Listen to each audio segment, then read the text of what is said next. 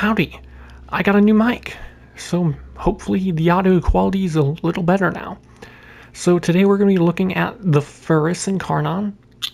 It is a fairly, not fairly, it is an extremely strong secondary weapon. It is, in my opinion, the strongest secondary weapon in the game. I know there are other weapons such as the Latum and the Dual Toxicus Incarnon, which are very difficult competition to go against, but I think the Furis is the best for what it does, for single target damage. It does have the downside of being a beam weapon, which means it does not do so great against acolytes, but anything else that it's not bad against solely for the purpose of the reason of being a beam weapon it's gonna do quite good. It is very, very juicy. So I'm not going to spend too much in-depth on how it works. It's basically just like the Claymore Prism. The first evolution changes it so that it can do the Incarnon. The second evolution, we've got damage, base damage, more base damage with overshields, then base damage, and on hitting an enemy with electricity status effect, you get multi-shot. I stick with Heaven Foray because it activates more often, though if you are using a Warframe or something specific that can activate Storm Burst, such as Wisp with her electric motes, Storm Burst would actually be a much, much better option. Though it's going to do so much damage that it doesn't really matter which one you have. Then our next option, we've got on headshot a chance for instant reload. That's only going to matter in the normal form. Increased mag capacity, also only in the normal form, and increased accuracy, also only in the normal form. I go with mag capacity because the base mag is 35, so bringing up to 60 makes it a lot easier to get the Incarnon charge without having to reload. Then our fourth evolution is we've got headshots give 5% fire rate for 2 seconds, stacking up to 10 times. That's kind of terrible. Crit chance, if it's below 40%, you get 3 times crit multiplier. That's interesting, though I don't think it's very good, to be honest. And then finally, we have increased status chance by 28%, and that is base status chance. That is going to be the best option, in my opinion, especially since this weapon is great for building heat. So the Incarnon form does heat damage inherently, and then with this evolution, you have 52% base status chance, which is quite high, and a 3.4 crit multiplier. That is fucking massive. 26% base crit chance, not bad. It does have pretty terrible range though. And you get 280 Incarnon charges. Something very important to note, okay, I have 11 Forma. Don't worry about that, you don't need 11 Forma. It's mostly from testing stuff. Lethal momentum says projectile speed, and like shotguns, you would think that it would increase the range, and it actually states that it does increase the range for the Incarnon form. This is only visual in the stats, and it does not actually increase range. I have tested it thoroughly, and it does not have any effect on the weapon in the Incarnon form, which is quite sad, because I thought I could make it have insane range, but you can't. And that kind of makes my Riven pretty terrible. Heat projectile speed punch through. I thought it was great Riven until I realized projectile speed's worthless, so that's sad. Now, I think the best way to build this is a viral heat build, so, crit chance, crit damage, barrel diffusion. Galvanized diffusion is better here, of course, but it doesn't really matter. You're going to do a ton of damage anyways. My normal build, I use amalgam diffusion for the dodge speed, but I wouldn't recommend that because getting used to it makes it a pain to not play without. Then Pistol Pestilence Frostbite, so we get viral, status chance, Scorch and Heated Charge, so we have more heat damage than Lethal Torrent for more multi-shot and fire rate. Our base damage, additive damage, right, from the mods, since we aren't using a Hornet Strike, will be coming from Cascadia Flare. On heat status effect, 12% damage for 10 seconds, stacking up to 480%, which will be on 40 heat status effects. This builds up from heat status effects from any source. Not that that matters, since you're going to be dealing a ton of heat procs with the gun itself. Now, if you wanted to go all in on this and just have a better version, the only things you'd really change is Galvanized Diffusion will be the best option, and Prime Heated Charge for more damage. Also, a Riven works great here because of the 5 Riven Dispo, but you don't need a Riven. I've taken this level cap multiple times, and it does more than enough damage. So we will be showing it with this build. Now, before we go into mission, because I am actually going to show this in mission, I want to show it on these Corrupted Heavy Gunners. Steel Path, level 175, Corrupted Heavy Goons. So, we'll come over here, charge the Incarnon form. It does very, very little damage for not being in the Incarnon form. So, I mean, I guess that makes it easier to build the Incarnon charge because you're not going to accidentally kill stuff most of the time. So this is the alt fire, or the Incarnon fire, I mean, and it is basically just the Claymore Prism for your amps. Now, it has no innate punch through, so if I shoot this guy, you can see it doesn't tag any of the enemies behind them. And it does have a headshots multiplier, I believe. 1,000. It's honestly unbelievably hard to tell. Yes, it appears that it does have a headshot multiplier, right? Yes, it does. Yes, it does. So punch through is actually really nice weapon, but look, body shots, the heat ticks are going to do a lot of damage. These, I'm not doing any armor strip here. This is not slash, this is heat. Heat damage does not bypass armor, unlike slash proc. So this is on body shots. That's insane. No galvanized diffusion either, and we don't have a primed mod on. Then if you get a headshot, then dude, it's only going to take a few shots, and this is a very fast firing weapon. We just go yah-yee, and he's going to burn out. It is very, very good for Thrax in Void Cascade. It is, in my opinion, the best Thrax killing weapon in the game for Void Cascade. I very much enjoy it, and it's very easy to keep the Incarnon form up for long periods of time. So we are going to show it in the new Armistice Disruption. It's not exactly optimal, you could say, for the new Disruption, because the, what are they called? Necromechs? The Necromechs are similar to Acolytes in the way they cannot have more than 4 status effects of a specific status applied to them at once. So you can only have 4 viral effects, and they are not flesh, so viral actually does not do anything to them. So you can only have like 4 corrosive and 4 viral, 4 heat procs. So in the case of heat procs or slash procs, you want big procs, not lots of procs.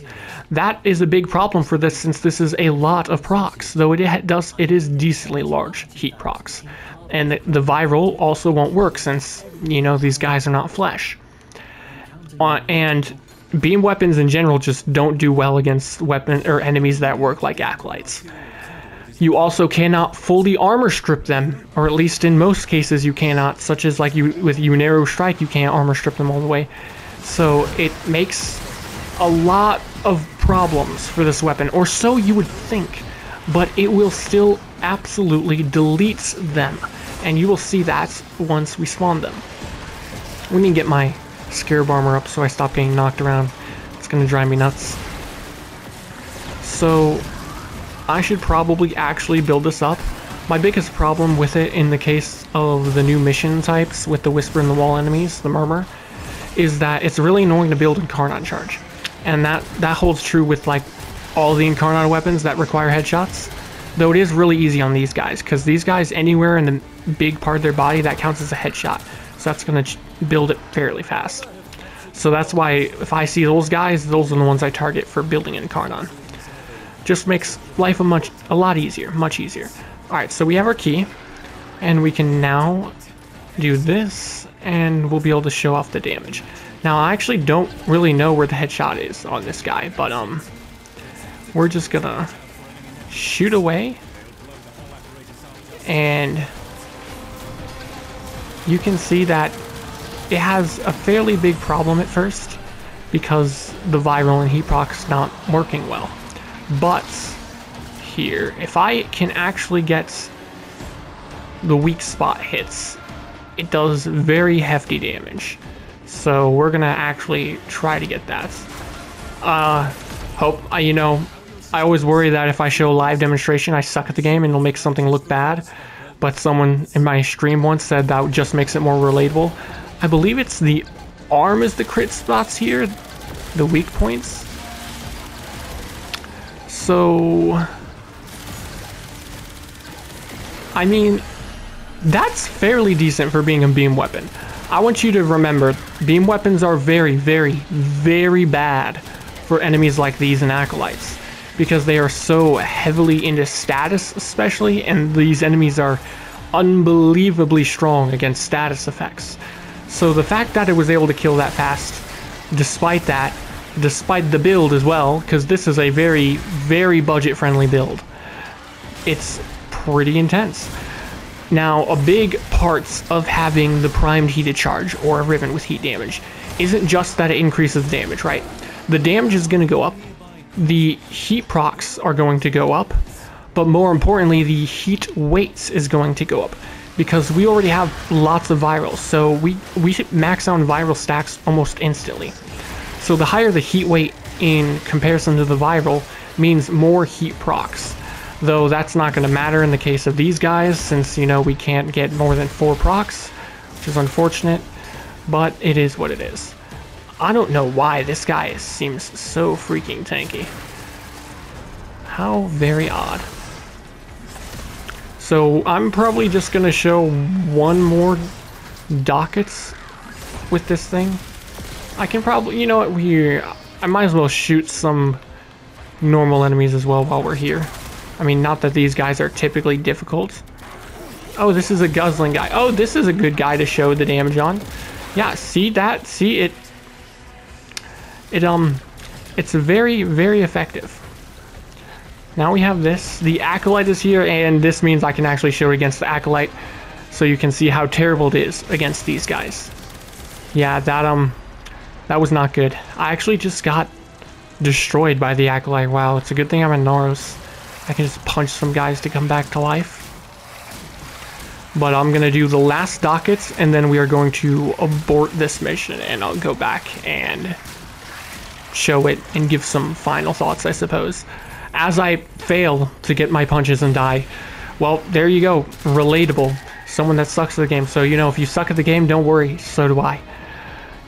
Let me grab this docket back again. I hope this video doesn't end up going for too long, though most of my videos do go for quite a long time. I'm going to try to get better at doing that. I'm going to try to do more videos where I'm showing stuff in mission. Now, the main reason I'm showing it in this rather than on a disruption where it can actually shine.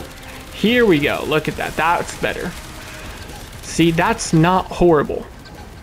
I know people are probably going to watch this and say, oh, that's horrible damage. I mean, yeah, relatively speaking, probably. But considering it's a beam weapon, I'd say that's quite strong.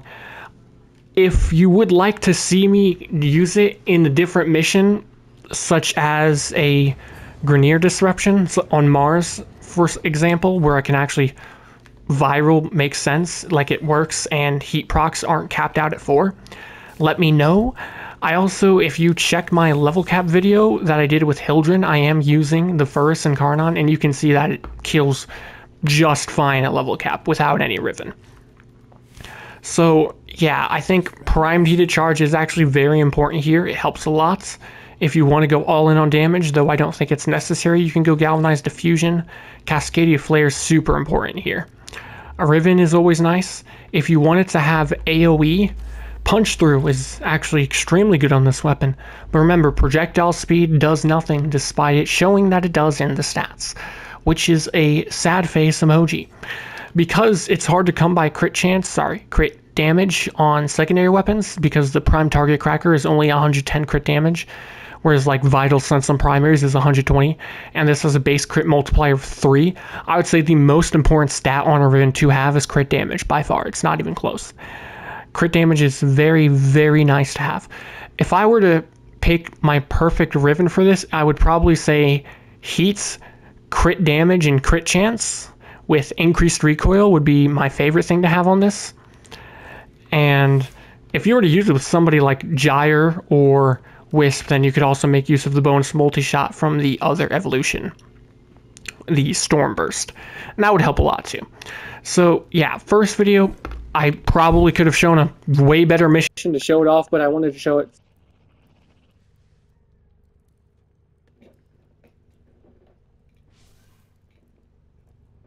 Well, my mic disconnected. Sorry about that.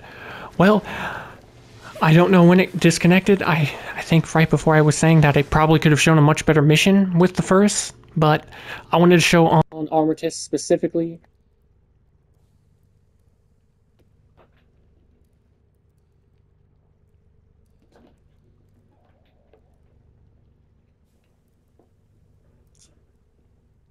If my mic disconnects one more fucking time, I'm gonna lose my shit. I'm gonna leave this in, just so you know why it's messing up, and because editing is a pain in the ass. Anyways, I could have shown a better mission than that one, but I wanted to show that one to show that even in extreme weakness situations where it is unbelievably ineffective on paper and you really should not use it, it still does quite hefty damage, as well as because Armistice is the new game mode and people are doing that for Dante, and Whispers in the Wall is the new content where you also are going to be facing enemies like that for Deep Archimedia. So that's why I wanted to show that. If you would rather see it against like Thrax, then check out my Void Cascade level cap video with Hildren. It's the weapon I use for 99% of all the damage or kills I do. So just go to that, skip near the end, and then you'll see. So yeah, thanks for watching. Hopefully you liked the video. If you did, leave a like, maybe subscribe if you want to see more random content like this. And if you did not like the video, then dislike the video so that I can see that it sucked. Also, I hope the mic is better now. Adios.